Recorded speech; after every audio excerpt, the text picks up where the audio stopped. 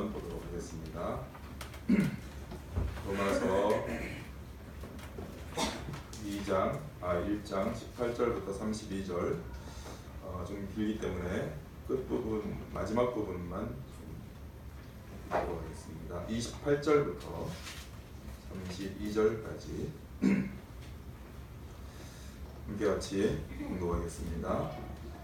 시작. 또한 그들이 마음에 하나님 그 일을 싫어하매 하나님께서 그들을 그 상실한 마음대로 내버려 두사 합당하지 못한 일을 하게 하셨으니 곧 모든 불의, 추악, 탐욕, 악의가 가득한 자요, 시기살인, 분쟁, 사기, 악독이 가득한 자요, 수근수근하는 자요, 비방하는 자요, 하나님께서 미워하시는 자요, 능욕하는 자요, 교만한 자요, 자랑하는 자요, 악을 도모하는 자요, 부모를 거역하는 자요, 우매한 자요, 배약하는 자요, 무정한 자요, 무자비한 자라. 그들이 이 같은 일을 행하는 자는 사형에 해당하다고 하나님께서 정하심을 알고도 자기들만 행할 뿐 아니라 또한 그런 일을 행하는 자를 옳다 하느니라. 우리가 신앙생활을 하면서 이런 생각이 들 때가 종종 있습니다. 나는 교회를 이렇게 다니는데 왜 신앙이 맹숭맹숭할까? 나는 왜 구원의 기쁨 그리고 용서받는 기쁨이 별로 없을까? 나는 왜 예배를 드려도 감동이 그다지 없을까? 말씀과 기도를 해도 거기에서 왜 큰 은혜를 경험하지 못할까? 나는 왜 구원의 감격과 감사가 지속되지 못할까? 어떤 때는 신앙이 침체되었다가 또 어떤 기회로 겨우 회복이 되었다가 또 침체로 빠지고 또 어떤 일로 약간 회복되고 왜 이런 식의 신앙생활을 할까?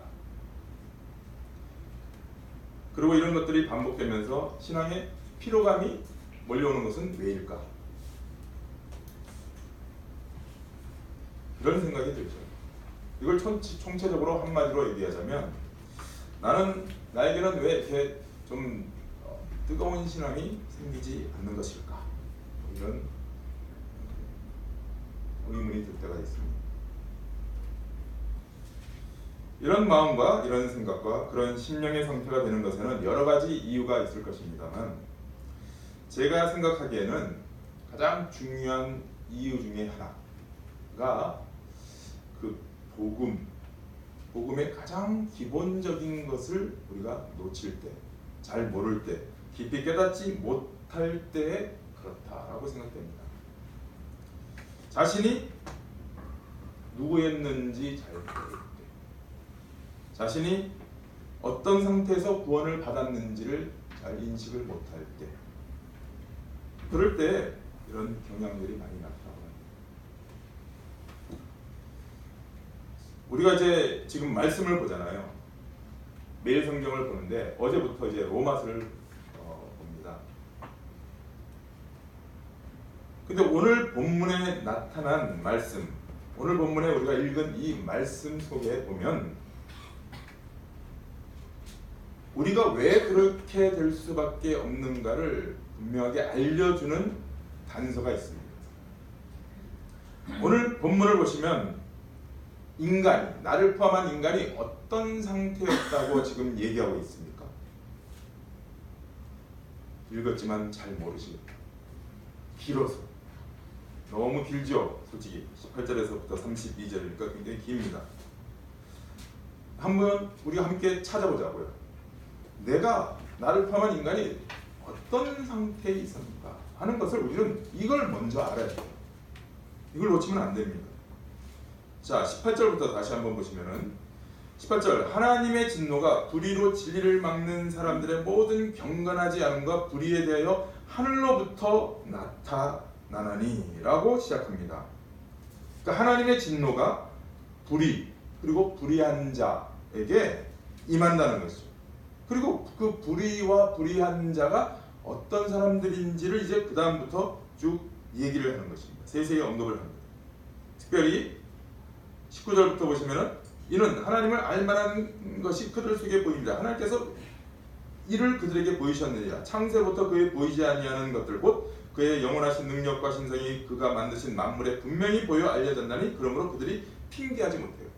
모든 자연 만물 가운데 하나님의 권능, 하나님의 손길이 다 임하여 있는 것입니다. 그걸 알아요. 사람들이 알아. 알면서도 하나님을 찾지를 않아요. 하나님을 향해서 감사하지도 않아요. 하나님을 영화롭게 하지도 않아요. 21절 하나님을 알되 하나님을 영화롭게도 아니하며 하나님을 감사하지도 아니하고 오히려 그 생각이 허망하여져서 미련한 마음이 어두워져요. 그리고는 어떻게 해요? 하나님을 온전히 섬기는 것이 아니라 오히려 하나님 아닌 다른 것들, 썩어질 것들을 숭배하고 또 그것을 섬기는 것입니다. 피조물을 조물주보다 더 섬기는 거죠. 더 경배하는 것입니다.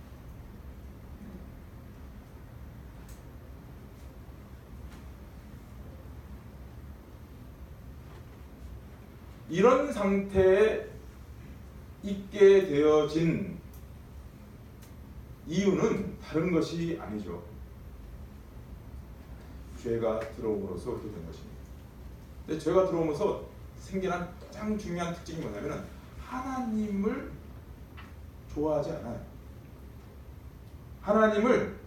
하나님의 존재와 하나님의 그 손길과 역사에 대해서 일부러 눈을 가리고 외면해요.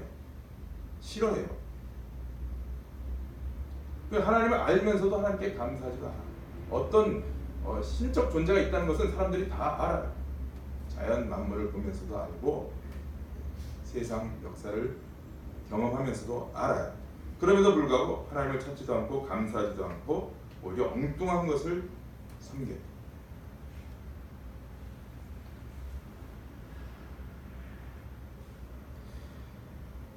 하나님께서 그런 상태의 인간들을 그냥 내버려 두시자 어떤 일이 발생되느냐? 이제 26절부터 이렇게 얘기합니다. 이 때문에 하나님께서 그들을 부끄러운 욕심에 내어버려 두셨으니 그들이 원하는 대로 내버려 둔다는 거예요. 그들의 상태로 그냥 그대로 내버려 두자. 곧 그들의 여자들도 순리대로 쓸 것을 영리로 바꾸어 쓰며 그와 같이 남자들도 순리대로 여자 쓰기를 버리고 서로 향하여 음욕이 부릴 듯하며 남자가 남자와 더불어 부끄러운 일을 행하여 그들의 그릇 때문에 상당한 도움을 그들 자신이 받아요.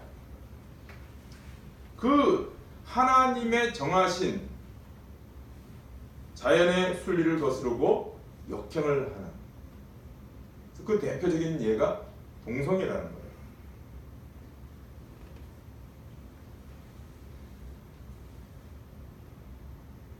남자가 남자를, 여자가 여자를 이렇게 하나님의 통치와 다스림과 그 간섭을 역행하고 거부하는 것. 그 대표적인 것이 동성애입니다. 필리핀에 유명한 권투 선수 있습니다. 파퀴아오라고요. 8체급을 무려 8체급을 세계 챔피언이 했던 굉장히 유명한 사람입니다. 여러분 아마 보시면 아실 거예요. 근데 이 사람이 한마디 했습니다. 뭐라고 한마디 했느냐? 동성애는 짐승보다도 못한 범죄이다 라고. 최소한 짐승들은 그렇게 하지는 않는다. 짐승은 적어도 수컷이 수컷을, 암컷이 암컷을 찾지는 않는다는 거죠. 그렇게 탐하지 않는다는 거예요. 짐승들은 최소한 하나님의 섭리를 따라간다. 근데 인간은 애써 그것을 외면하고 거부합니다. 그래서 동성애는 짐승보다 못한 범죄다. 그렇게 했다가 굉장한 문매를 맞았습니다. 세상은 그걸 싫어해요.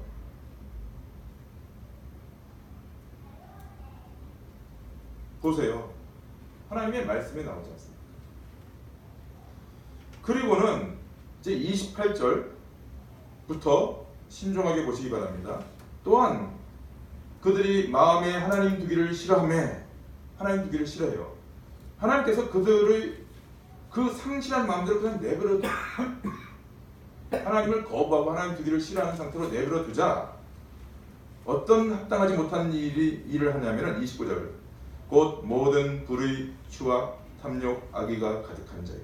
시기, 살인, 분쟁, 사기, 악독이 가득한 자요. 수군수군하는 자요. 비방하는 자요. 하나님께서 미워하시는 자요. 능욕하는 자요. 교만한 자요. 자랑하는 자요. 악을 도모하는 자요. 부모를 거역하는 자요. 우매한 자요. 배약하는 자요. 무정한 자요. 무자비한 자요. 여러분, 이 가운데 여러분이 해당이 안 되시는가요? 해당됩니다. 제가 수군수군하는 거 얼마나 좋아요. 여기에 걸리지 않는 사람이 없죠. 우리가 다 이런 사람이었어요. 그런데 32절 보면 그러한 상태에 있는 자의 실상을 이렇게 얘기합니다. 32절 그들이 이 같은 일을 행하는 자는 사형에 해당한다고 하나님께서 정하심을 알고도 자기들만 행할 뿐만 아니라 또한 그런 일을 행하는 자를 옳다 하느니라. 이렇게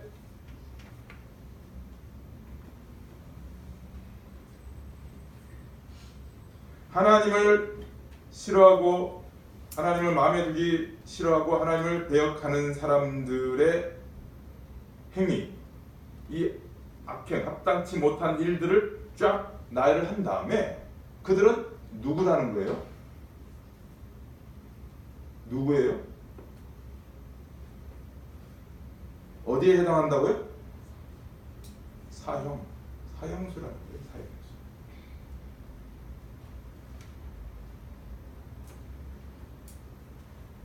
여러분이 누구였다고요?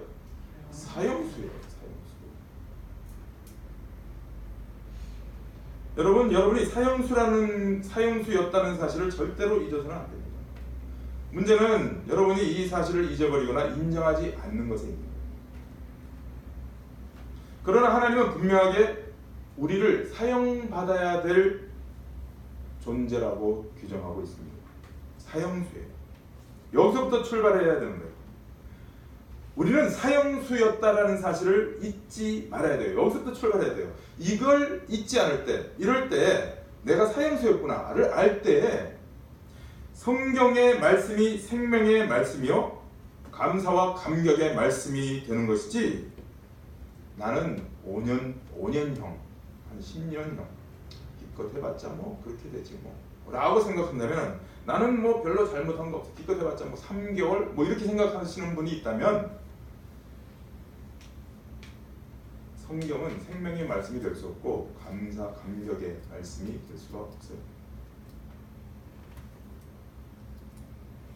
성경은 사형수에게 주는 구원의 말씀이지 다른 말씀이 아닌 것입니다.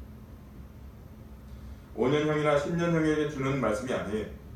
5년형이나 10년형을 사는 사람들은 어떻게 사느냐면 요거만 떼오면 된다 라는 생각을 갖고 있어요. 그러나 사형수는 차원이 달라요. 사형수가 읽을 때, 이 말씀을 읽을 때 감사와 감격과 기쁨의 소식이에요.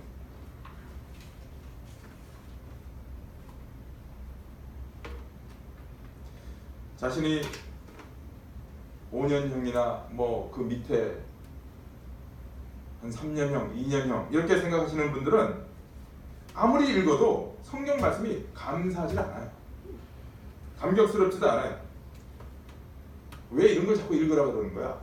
라는 생각을 하게 되고 성경을 읽어도 잠시 도움을 받을 어떤 그런 책에 불과한 것이지 참고서일 뿐이에요. 성경이 생명의 말씀, 복음의 말씀, 구원의 말씀으로 와닿지를 않습니다. 남의 얘기일 뿐이에요. 만약 아직 여러분들이 여러분 스스로에 대해서 여러분의 그 구원받기 전의 모습에 대해서 사형수가 아닌 단기 복역자라고 생각한다면 여러분 이 자리에 있을 필요가 없어요. 여기 있을 필요가 없어요. 말씀을 봐도 그다지 와닿지 않아요. 복음을 들어도 그것이 감격스럽지 않아요. 그러나 여러분 분명히 아셔야 됩니다. 하나님은 분명하게 선고하셨어요. 32절은 선고, 고소장이나 마찬가지예요. 포고문이나 판결문이나 마찬가지예요. 판사가 판결하는 판결문이나 마찬가지예요. 하늘 재판정에서 여러분들을 향한 하나님의 판결문, 어미하신 하나님의 법정에서 여러분에게 선고하는 판결문이에요. 여러분 이름 아무아무개 사형 이렇게 하는 거예요. 여기에서 벗어날 수 있는 사람은 아무도 없어요. 왜? 이 세상 전체 모든 사람이 여기에 해당된다고 아까 다 지금 살펴봤지 않습니까? 오늘 본문의 말씀에서 분명하게 나오고 있습니다. 5년형, 10년형이 아니에요. 사형이에요. 여러분 누구라고요? 사형수예요. 여러분 자신이 사형수임을 확실하게 인정하십니까? 인정하고 싶지 않죠. 그러나 사형수예요. 인정하고 싶지 않아도 하나님이 이미 선고를 해주셨어요. 여러분이 인정 안 한다고 사형수가 안 되는 게 아니에요. 이미 여러분의 범죄는 사형에 해당하다고 하나님께서 정하심을 알고도 내가 어때서 이렇게 산다는 게 지금 보세요. 32절 그들이 이 같은 일을 행하는 자는 사형에 해당한다고 하나님께서 정하심을 알고도 자기들만 행할 뿐만 아니라 또 그런 일을 행하는 자들을 옳다, 괜찮아 이렇게 살아. 그냥 지금까지 이렇게 살아왔는데 뭐 아니요. 하늘 법정에서 이미 선고가 내렸습니다. 여러분 스스로 한번 속으로 생각해 보세요. 한번 외쳐보세요. 여러분 이름을 내면서 아무개 사형.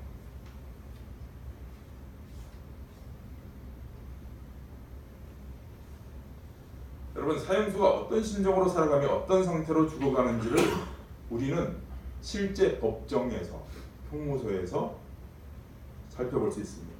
여러분 법정에서 최종 판결을 받을 때 그 모습을 보면 다른 형을 선고 받을 때보다도 사형에 처해질 때 그 죄수가 가장 반응이 격렬하다. 그럴 수밖에 없죠. 최종 판결. 뭐 그 다음 상고심이 없어요. 최종 판결로 사형 언도를 받으면 어떤 사람은 그 자리에서 주저앉아버립니다. 더 있어. 울부짖는 사람도 있다. 울부짖죠. 몸부림치는 사람도 있어요. 이를 그냥 깨무는 사람도 있고 또 그냥 고개를 푹 숙이는 사람도 있고. 그때 사형 언도를 받는 사람의 손은 예외 없이 떨리고 손은 땀에 젖어 축축하다고 합니다. 그 마음과 육신 안에서 격렬한 반응이 일어나는 거예요. 이것이 바로 사형 언도를 받는 순간에 일어나는 현상. 아니 여러분 법정에서 여러분이 사형 언도를 받는다고 생각해보세요. 여러분 오늘 말씀을 읽으면서도 아무렇지 않게 읽으시는데 아니, 여러분 하늘 법정에 서 계셔야 됩니다. 그리고 하나님의 판결의 음성을 들으셔야 됩니다. 포승줄에 묶여서 피보석에 앉아서 이 선고를 듣고 있는 것입니다. 저와 여러분은 사형수였습니다. 법정에서는 그렇습니다. 그럼 형무소에서는 어떨까요? 여러분 바로 사형시키지 않잖아요. 형무소에서 이렇게 일정 기간을 이제 보냅니다. 근데 판결 이후에 사형수의 형무소의 삶이 어떨 것 같아요? 늘 언제 어떻게 사형이 집행될지 모르는 두려움 가운데 늘 죽음을 염두에 둔 생활을 합니다. 사형 집행이 언제 될까? 늘 그 생각. 형무소에서 매일 아침 눈을 뜰 때마다 감방문이 열릴 때마다 무슨 비상벨이 울릴 때마다 또는 아침 운동이 갑자기 취소되어질 때마다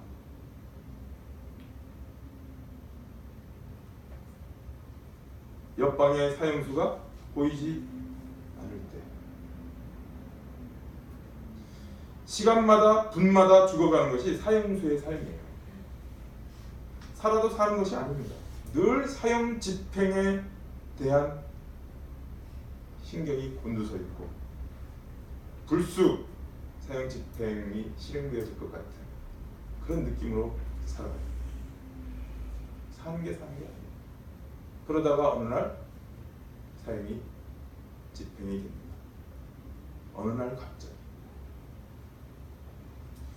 제가 사형 집행을 취재한 어떤 기자가 쓴 글을 한번 읽어드릴게요. 들어보십시오. 오전 8시 30분 서울구치소 기동타격대 선임 모 교도관은 평소와 다름없이 출근했다.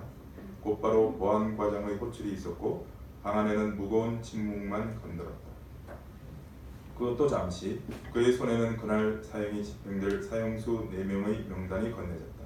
오전 11시가 되자 기동타격대 후배 5명과 함께 첫 번째 사형수를 데리러 가기 위해 발걸음을 뗐다.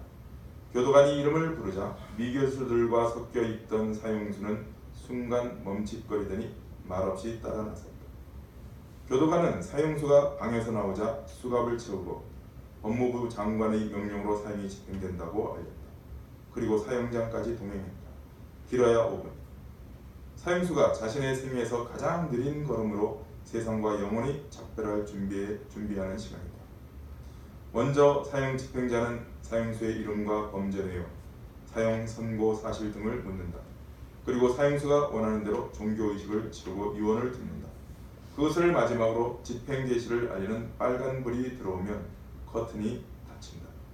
사형수가 보이지 않게 벽 뒤에 앉은 5명의 사람이 동시에 자기 앞의 버튼을 누르면 누구의 선택에 따라 작동하는지 알 수 없도록 2, 3초가 흐른 뒤 사형수 발밑의 장치가 열려 교수형이 집행됩니다. 여러분, 형무소의 사형 집행장은요 그리 크지 않습니다. 우리 이 예배당만 할 거예요.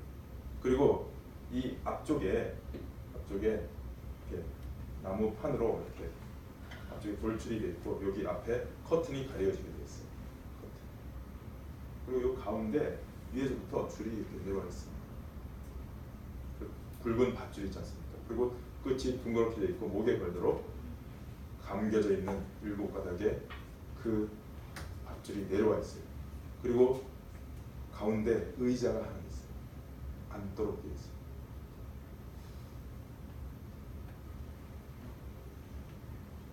여기 보시면 사형 집행장이라고 있어요. 그냥 똑같아요. 사이즈. 그러면 의자 하나 있고 줄 하나 딱. 대부분의 사형수가 집행장에 들어와서 이것을 보는 순간에 창백해지고 다리에 힘이 풀려 주저앉아. 어떤 사람은 자기도 모르게 용변을 받아요. 여러분, 그 의자에 앉는 순간 어떨까요?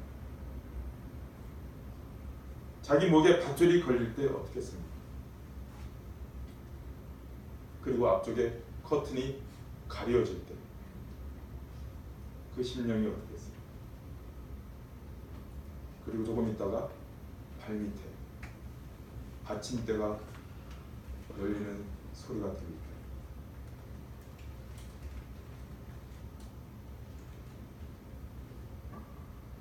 여러분, 바로 그때 예수님이 들어오셔서 여러분의 목에 밧줄을 꺾이시고 여러분을 그 자리에서 내보내신 후에 예수님이 자신의 목에 그 밧줄을 걸고 의자에 앉으시고 그것이 바로 십자가예요.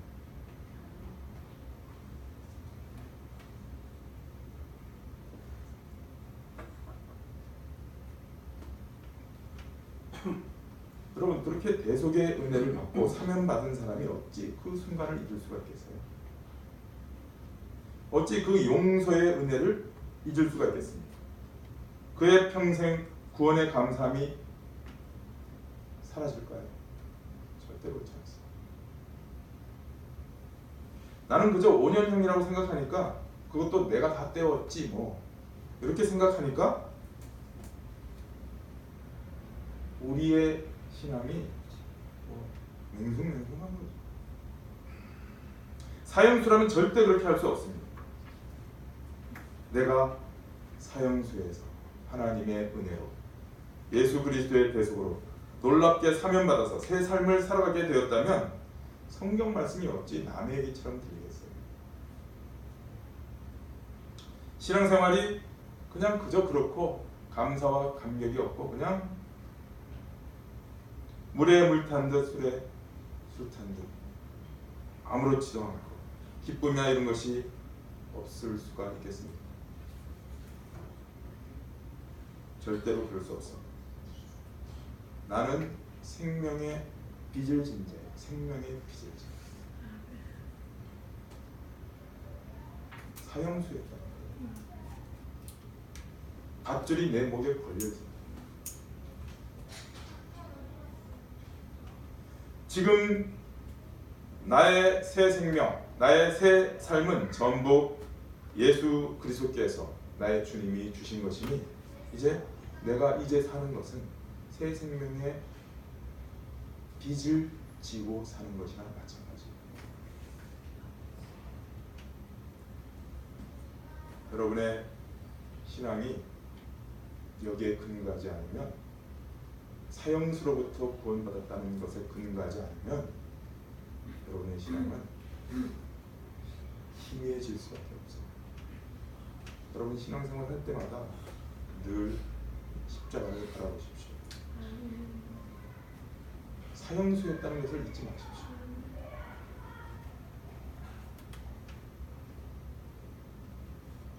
그래서 성경은 이렇게 얘기합니다. 로마서 8장 가보십니다.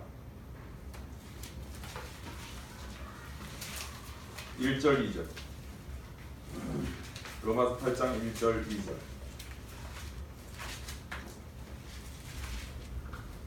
함께 같이 읽어보겠습니다.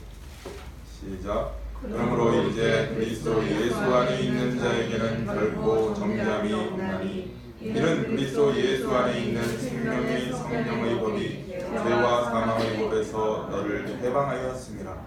해방되었습니다. 12절 가보십니다.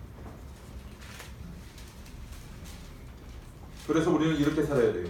12절 함께 읽습니다. 시작. 그러므로 형제들아 우리가 빚진 자로 돼 육신에게 져서 육신대로 살 것이 아닙니다. 생명의 빚을 지고 있는 자. 여러분의 신앙이 바로 여기에 근거하여서 세워져 있다면 여러분은 어떤 상황과 어떤 형편 가운데서 그것을 이겨나갈 수 있는 그런 신앙의 힘을 갖고 있는